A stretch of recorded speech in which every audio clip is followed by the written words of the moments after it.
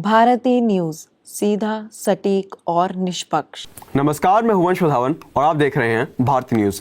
नजर डालते हैं आज की मुख्य खबरों पर और शुरुआत करते हैं राष्ट्रीय खबरों से। पूर्व प्रधानमंत्री डॉक्टर मनमोहन सिंह के स्मारक विवाद के बाद कांग्रेस ने अब उनके अंतिम संस्कार की व्यवस्था को लेकर सरकार पर निशाना साध दिया है। कांग्रेस नेता पवन खेड़ा ने कहा कि डॉक्टर सिंह के राजकीय अंतिम संस्कार में सरकार की तरफ से अव्यवस्था और अनादर देखकर हैरानी हुई। खेड़ा ने 9 पॉइंट्स में अंतिम संस्कार से जुड़ी आपत्तियां दर्ज कराई। उन्होंने कहा कि डॉक्टर सिंह के परिवार के लिए सिर्फ 3 कुर्सियां रखी गई थी, परिवार के बाकी लोगों को कुर्सियां मांगनी पड़ी। साथ ही उन्होंने पीएम मोदी पर आरोप लगाया कि जब डॉक्टर सिंह की पत्नी को राष्ट्रीय ध्वज सौंपा गया और गन सैल्यूट दिए गई, तब पीएम मोदी और बाकी मंत्री खड़े नहीं हुए। खेड़ा ने कहा कि डॉक्टर सिंह सम्मान और गरिमा के हकदार थे और इस अव्यवस्था ने सरकार के लोकतांत्रिक मूल्यों की कमी को साफ दिखाया है। प्रधानमंत्री नरेंद्र मोदी ने साल के आखिरी रविवार को 117वीं बार मन की बात की। पीएम ने संविधान दिवस और महाकुंभ का जिक्र किया। उन्होंने कहा कि जब हम कुंभ में भाग लें तो समाज में विभाजन और नफरत की भावना को खत्म करने का संकल्प लें। पीएम ने वेव समिट, कलाहंदी की सबसी क्रांति, बस्तार ओलंपिक और कुरुक्षेत्र के मलेरिया रोकथाम के प्रयासों के बारे में भी बात की। ये इस साल का 9वां और आखिरी एपिसोड था। लोकसभा चुनाव के कारण मार्च, अप्रैल और मई में एपिसोड्स टेलीकास्ट नहीं हो पाए थे। आपके संयोजक अरविंद केजरीवाल ने रविवार को प्रेस कॉन्फ्रेंस करते हुए कहा कि बीजेपी ने दिल्ली में ऑपरेशन कमल शुरू कर दिया है। उन्होंने आरोप लगाया कि बीजेपी इस बार फर्जी वोटिंग के सहारे जीतने का प्लान बना रही है। पूर्व सीएम ने कहा कि पिछले 15 दिनों में वोटर्स की आंकड़ों में गड़बड़ दिख रही है।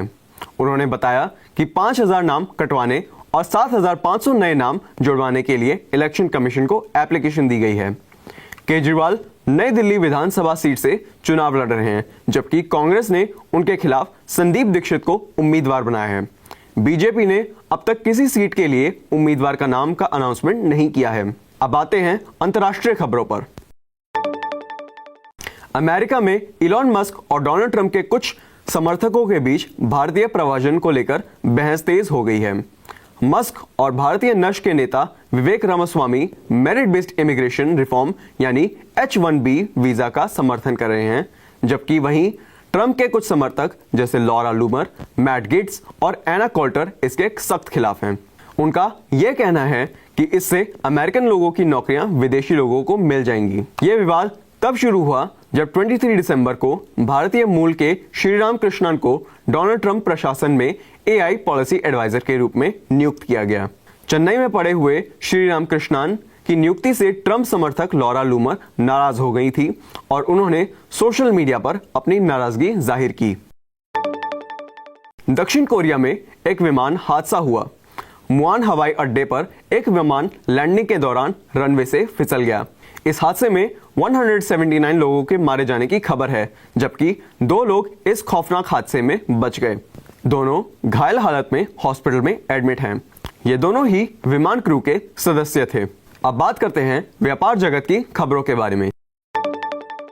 देश के सबसे बड़े बिजनेस ग्रुप टाटा अगले 5 साल में अपने प्रोजेक्ट्स के जरिए 5 लाख नई मैन्युफैक्चरिंग जॉब्स क्रिएट करने का प्लान बना रही हैं।